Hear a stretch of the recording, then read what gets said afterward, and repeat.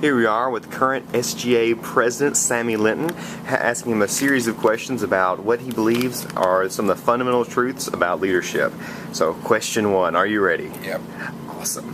First question, what do you believe is the fundamental difference between leadership and management?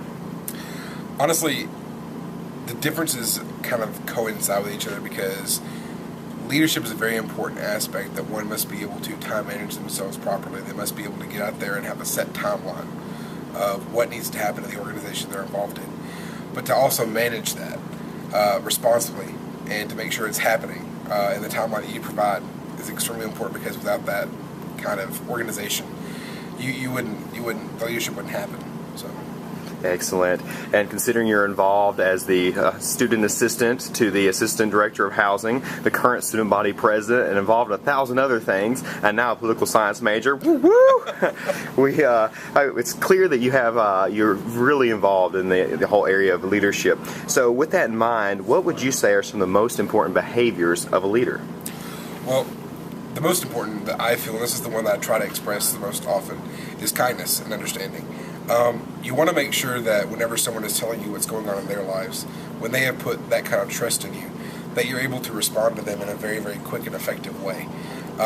You want to sit there and you want to be nice about it, and you want to understand, hey, this is a legitimate issue for the student. You know, it may be something very silly. Gosh, Phillip, we've heard an array of things working for housing and things like that. But you want to make sure that they understand that you understand their needs are going to be met. That's one of the most important qualities of leadership, is to make sure that the person you're working with, the organization you're working for, it feels as if and knows that they are being served correctly. Excellent. Now, I certainly see you all around campus working hard, always being pulled in 1,000 different directions with everything you're involved in. And with that being said, I was wondering, what do you think is the worst thing about being a leader? The worst thing about being a leader is actually, in my situation, is sometimes you just got to say no. Because you want to be a dependable leader that people can sit there and say, hey, I can call him, and hey, that's someone I can trust. That's someone that I know that if I need help, I can go to. But then sometimes you're just so busy, or sometimes there's just so much going on. You just got to take a step back and say, hey, I can't do that. I got to worry about me right now. I got to worry about what's currently going on so I can better serve everybody else too. And then maybe come back to it eventually. Excellent. Now, the more fun question, what's the best thing about being a leader? Oh gosh. Honestly, the best thing about being a leader is the self-fulfillment that I get from it. In all honesty,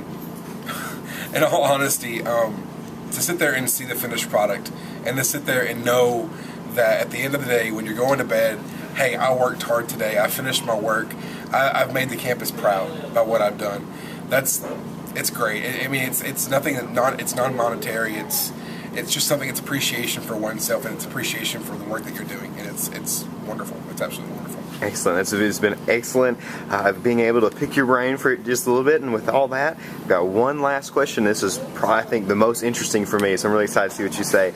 But out of all your experience as a leader and all your time as a leader, who would you say are some of your role models for your leadership style and for your life philosophy? Well, I'm mainly influenced by those I associate myself with over my life and things like that. One of my personal heroes is my mother. When I was a child, she was extremely involved in our school. We grew up in a very poor, very rural area, and she always went the extra mile to make sure that every kid had a coat for Christmas, that every kid got to see the Easter Bunny at Easter, that everybody was enjoying themselves in school. Because at school we didn't have much money, but Mom would actually go out there and have extra jobs on the side, just so she could save up enough money to make these kids feel special, okay? And when I saw that as a child, I thought to myself, that's what I want to do. I want to be like my mother. I want to help people. I want them to feel as if their lives are important too, that I can sit there and say, hey, I made a difference in your life. So, biggest role model ever is my mom. Influences in my life is, one of them, I'm not going to lie about it, is the people in housing that I work with. They're wonderful people.